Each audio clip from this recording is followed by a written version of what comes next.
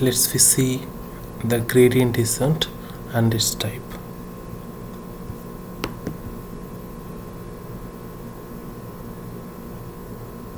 In the gradient descent we have this much types.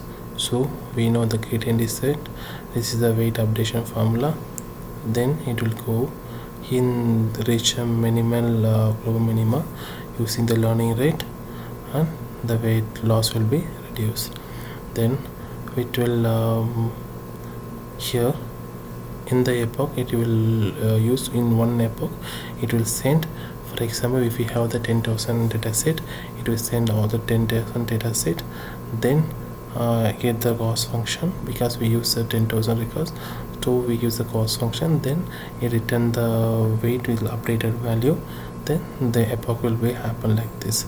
So this is a very good one. It will it's very good if we can use gradient descent. Well, it's a good company with a good hardware, so it's difficult to use in all the companies. So the disadvantage is resources intensive, so it occupies huge RAM and high use GPU, so it is very difficult. So to avoid this to overcome this disadvantage, we will use stochastic gradient descent. So here what the benefit of stochastic gradient descent is solve the resource issues. So we will solve the problem of the gradient descent with minimum resource. So here how how the epoch will work in the stochastic gradient descent.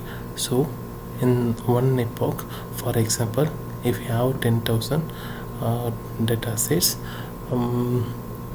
so in one epoch it will send one records. It will run the iteration one by one records. First it will send one records, then find the loss, then it will go to the back propagation with the updated weight, then it will do the same actions for every records in one epoch. So for each epoch it will take 10,000 iteration based on the data set rows. So it will do, if it take 100 epochs, it will go 10,000 iteration for each epoch. So if it take 100 epoch, it will take 100 into 10,000, so this much iteration it will take. So if we use the stochastic gradient descent, we can use in the minimum hardware. But the problem is time consumption. It will take more time, and coverage also is very slow. It will take too much time to complete the actions, so noise is very much higher than the gradient descent. So if we know the straight route to reach the good model, we can go directly. If we don't know otherwise, we need to go too much zigzag, it will take too much time. So this have disadvantage. To avoid the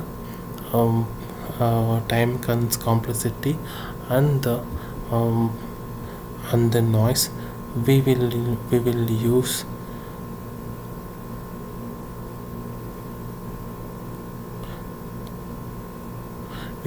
the mini batch. For example, if we see here if we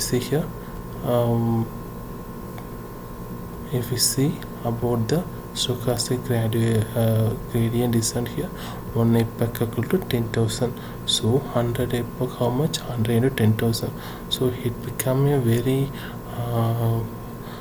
time consuming and also huge process. So to avoid this, we will use the mini batch SGD.